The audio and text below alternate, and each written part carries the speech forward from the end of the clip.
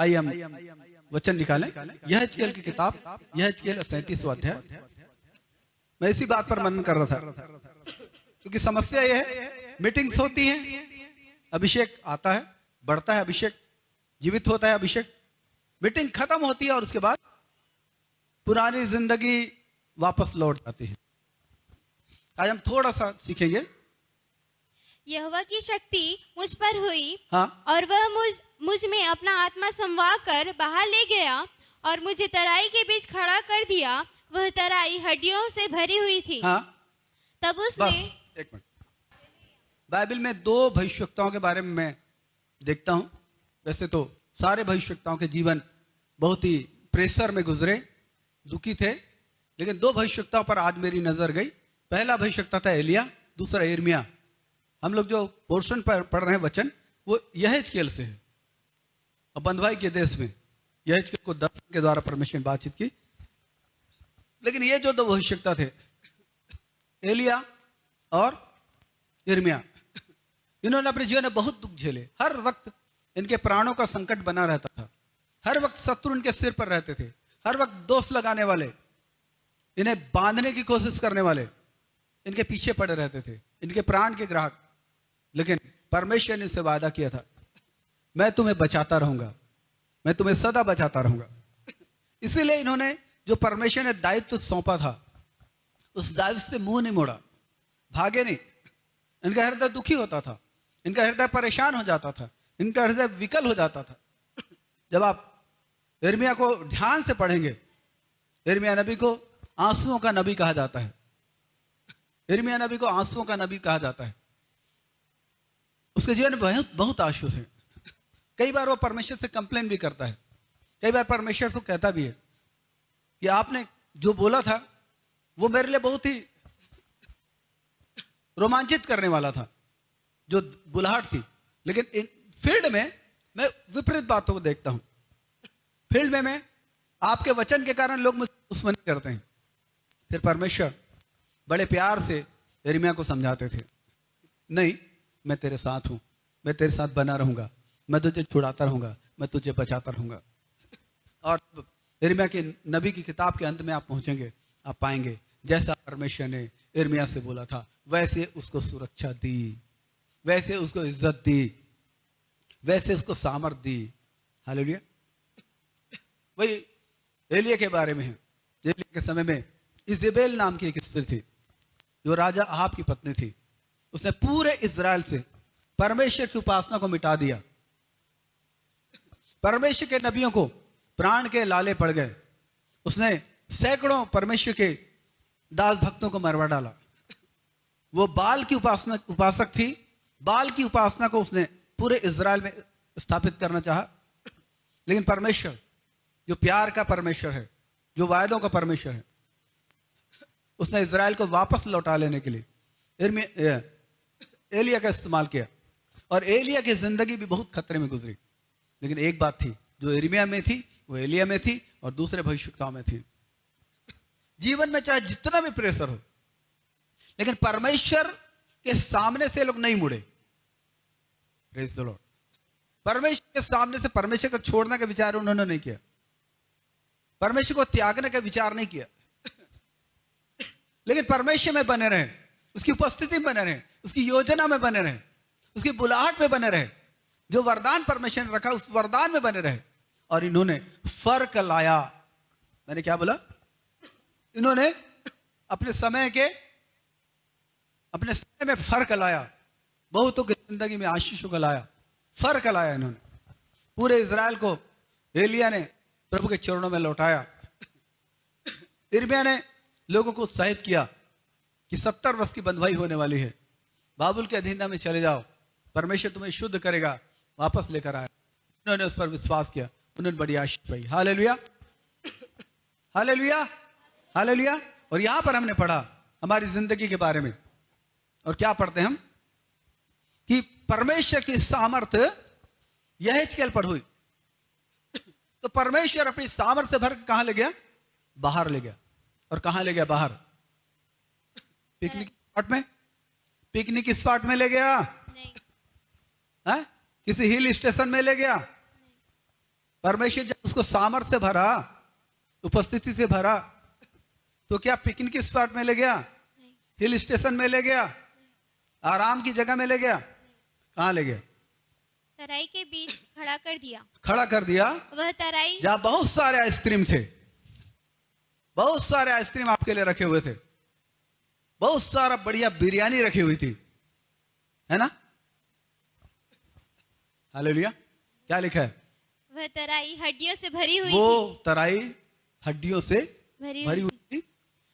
तब उसने मुझे उनके चारों ओर घुमाया घुमाया। और तराई की वह तह पर बहुत सी हड्डियां थी हाँ। और वे बहुत सूखी थी। लिखा बहुत सूखी थी।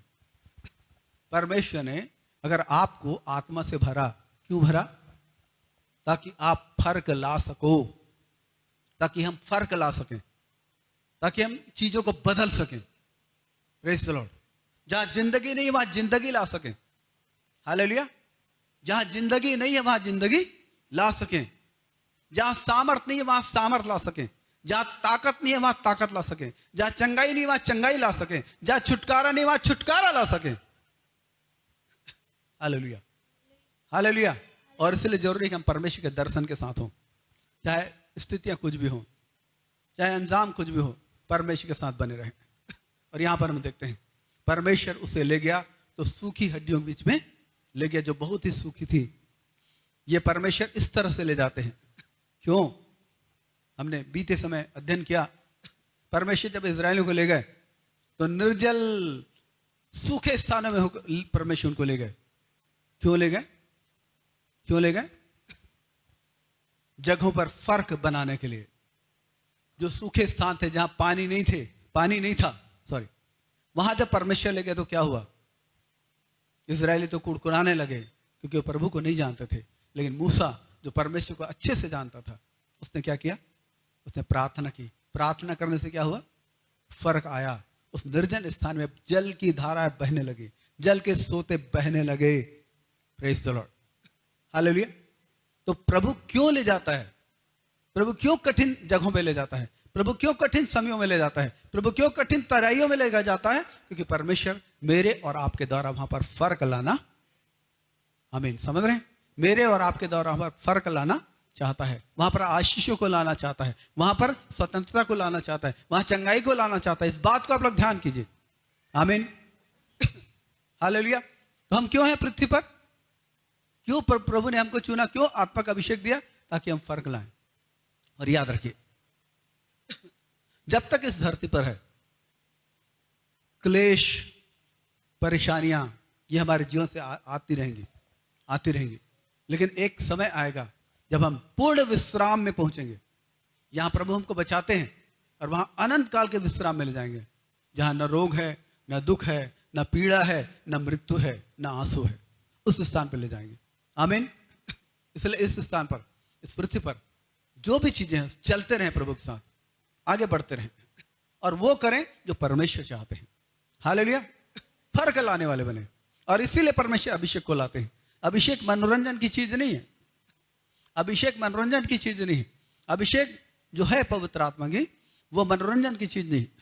अभिषेक सामर्थ की चीज है। और वो इसलिए आपके जीवन में अभिषेक को लाते हैं ताकि आप मजबूत बनो, आप शक्तिशाली बनो, आप पावरफुल बनो और आप फर्क लाओ। Praise the Lord. जहां भी आप रहो, फर्क लाओ। और अभिषेक के लिए जरूरी चीज है कि आप प्रार्थना के जीवन को गुजारें। और दूसरी महत्वपूर्ण चीज है जिसे मैं बोल के समाप्त करना चाहता हूं, दूसरी महत्वपूर्ण चीज है कि आप अपनी ताकीद करें, अपनी ताकीद करें। नीति वचन 4 अध्याय उसके 23 पद क्या लिखा है? नीति वचन 4:23, नीति वचन 4:23। सबसे अधिक अपने मन की रक्षा कर, सबसे अधिक अपने मन की रक्षा कर, क्योंकि जीवन का मूल स्रोत वही है। हाँ, दूसरों के मन की रक्षा करने नहीं बोला गया। सबसे अधिक अपने मन की रक्षा कर, क्योंकि जीवन कहां से निकलेगा? चंगाई कहां से निकलेगी? छुटकारा कहां से निकलेगा? आशीषें कहां से निकलेगी? सामर्थ कहां से निकलेगी? आपके मन से। समझ रहे हैं? हालेलुया। प्रभु ने बोला जो कुछ मन में रहता है वह मुंह में। इसलिए मन की चौकसी जरूरी है कि मैं किस लिए ठहराया गया हूं, मैं क्यों ठहराया गया हूं, मेरी बुलाहट क्या है। मुझको क्यों प्रभु ने चुना, मुझे क्यों प्रभु ने अपनी उपस्थिति से भरा, क्यों पवित्र आत्मा दिया, क्यों प्रभु दर्शन से बातें करता है मुझसे, क्यों प्रभु मेरी प्रार्थना को सुनता है, क्यों मेरे द्वारा चंगाई आती है, क्यों? आप सोचिए, ये इसलिए आती है क्योंकि परमेश्वर एक फर्क को लाना चाहते हैं। और क्या फर्क? जब यहेजकेल ने देखा, हालेलुया, और ये अभिषेक आप पर आ रहा है, जो यहेजकेल का अभिषेक है वो आप पर आ रहा है, आमीन, इसे स्वीकार करेंगे? जो यहेजकेल का अभिषेक आपके जीवन में आ रहा है, इस वक्त मैं अपनी आत्मा में इस चीज को महसूस कर रहा हूं, यहेजकेल का अभिषेक आपके जीवन में आ रहा है। Praise the Lord. सूखी हड्डियों में जान डालने का अभिषेक, सूखी हड्डियों में जान डालने का अभिषेक, पवित्र आत्मा की बारिश को लाने का अभिषेक, पवित्र आत्मा के जल को बहाने का अभिषेक, यह आपके जीवन में आ रहा है। चीजों को व्यवस्थित करने का अभिषेक, यह आपके जीवन में आ रहा है। Praise the Lord, hallelujah. यहेजकेल के दर्शन बहुत रोमांचित करने वाले दर्शन है। यहेजकेल जब भी देखता था, करूबों को देखता था, माने डायरेक्ट परमेश्वर की गहरी उपस्थिति को देखता था यहेजकेल, हालेलुया। डायरेक्ट परमेश्वर की गहरी उपस्थिति में पहुंचना, परमेश्वर की गहरी उपस्थिति देखना, यह यहेजकेल की जिंदगी में था। सीधा करूबों को देखता था, सीधा करूबों को देखता था। Praise the Lord. आजकल प्रभु मेरे जीवन में भी ये अनुग्रह किए हैं, प्रभु का धन्यवाद कि मैं करूबों को देखता हूं। ऐसा होता है, मैं करूबों को देखता हूं। करूब जो परमेश्वर के महिमा के सिंहासन को अपने ऊपर रखते हैं, परमेश्वर की उपस्थिति के वाहक हैं करूब, उन करूबों को यहेजकेल देखता था, बड़ी स्पष्ट रीति से देखता था। ऐसा गहरा दर्शन उसके जीवन में था, हालेलुया। वो एक लेवी था और उसने ट्रेनिंग ली थी याजक बनने की, उसने ट्रेनिंग ली थी याजक बनने की। उसे परमेश्वर के मंदिर में याजक बनना था। मैं थोड़ा पृष्ठभूमि में बता रहा हूं, उसे परमेश्वर के मंदिर में याजक बनना था। उसने ट्रेनिंग ली थी याजक बनने की, लेकिन जब वो जवान हुआ, ट्रेनिंग से बाहर निकला, परमेश्वर का मंदिर तोड़ डाला गया, परमेश्वर का मंदिर तोड़ डाला गया। और यहेजकेल भी बंधुआई में चला गया, बेबीलोन में चला गया, बाबुल के राज में यहेजकेल बंधुआई में चला गया। लेकिन यहेजकेल की जिंदगी की एक बहुत ही खासियत है जो मेरे और आपकी जिंदगी में होना चाहिए। यहेजकेल की जिंदगी में एक बहुत बड़ी खासियत थी जो मेरे और आपके जीवन में होनी चाहिए। अगर ये चीजें आएंगी आपके जीवन में, मैं आपको बोलना चाहता हूं, यहेजकेल का अभिषेक आपके जीवन में आएगा और वो ठहरा रहेगा। उसके जीवन की एक सबसे बड़ी चीज थी उसकी वफादारी, कि परमेश्वर ने उसको जिस स्थिति में रखा था उस स्थिति में वो परमेश्वर के लिए वफादार था। ये यहेजकेल के जीवन की एक बहुत बड़ी कहानी है। वो जवान था, वो अपने मन से निर्णय ले सकता था, लेकिन उसने नहीं लिया। उसने कहा, प्रभु जहां आप मुझे ले जाओगे वहां जाऊंगा, और जो आप कहोगे वो मैं करूंगा। हालेलुया। परमेश्वर ने उसकी विश्वासयोग्यता के समर्पण का आदर किया, और परमेश्वर ने उस याजक को, जिस ट्रेनिंग काय की थी, याजक की ट्रेनिंग थी, भविष्यवक्ता की ट्रेनिंग नहीं थी, लेकिन याजक को परमेश्वर ने भविष्यवक्ता बनाया, एक सामर्थ्य भविष्यवक्ता। बाइबल में 3 बड़े भविष्यवक्ताओं में से एक भविष्यवक्ता कौन? यहेजकेल। हालेलुया। बहुत ही रोमांचित करने वाला अनुभव है उसका। उसके भी जीवन में दुख तकलीफ आया। इवन भविष्यवाणी में उसकी पत्नी खत्म हो गई। जब आप पढ़ेंगे आप देखेंगे, जो उसकी प्रिय पत्नी थी, अपनी पत्नी से बहुत प्यार करता था, वो सडन खत्म हो गई। लेकिन परमेश्वर ने बोला था, तू आंसू मत बहाना। उसने अपनी विश्वासयोग्यता जाहिर की, अपनी पत्नी के डेथ पर भी उसने आंसू नहीं बहाया। उसके जीवन में तकलीफ थी। हालेलुया। परमेश्वर के प्रति वफादार हो रहा, और इसीलिए उसका अभिषेक शुरू से आखिर तक ठहरा रहा। Hallelujah, hallelujah, hallelujah. और यही परमेश्वर आपसे चाहते हैं। जो अभिषेक आपके जीवन में लाना चाहता हूं, यहेजकेल का अभिषेक है, सूखी हड्डियों में जान फूंकने का अभिषेक। और यह उसकी विश्वास योग्यता थी, ये उसका समर्पण था। तो परमेश्वर से तराई में ले गया, सूखी हड्डियां दिखाई, और फिर परमेश्वर यहेजकेल से प्रश्न करता है, क्या हे मनुष्य की संतान, क्या ये सूखी हड्डियां जी सकती हैं? हालेलुया। मैं और आप, मैं ऐसा बोलने के लिए बोल रहा हूं, नहीं प्रभु नहीं। क्योंकि हमेशा जब भी परमेश्वर हमसे कुछ कहता है, हमें लगता है हमें अपनी ताकत में करना है, हमें अपनी ताकत में नहीं करना है। जिसने बोला ना वही ताकत देता है। हालेलुया। जिसने बोला, जिसने प्रॉमिस किया, जिसने दर्शन दिया, वही ताकत यहेजकेल ने बहुत अच्छा जवाब दिया, कहा हे प्रभु, हे परमेश्वर यहोवा, हाँ तू ही जानता है। तू ही जानता है। हालेलुया। प्रश्न था परमेश्वर का कि हे मनुष्य के संतान, क्या ये हड्डियां जी सकती है? और उत्तर यहेजकेल ने क्या दिया? हे परमेश्वर, तू जानता है। और यहां से आरंभ होता है वो चमत्कार। हालेलुया। परमेश्वर ने बोला, हड्डियों से भविष्यवाणी कर, हड्डियों से भविष्यवाणी कर, हड्डियों से भविष्यवाणी कर, सूखी हड्डियों से भविष्यवाणी, सूखी हड्डियों से भविष्यवाणी कर, सूखी हड्डियों से भविष्यवाणी कर।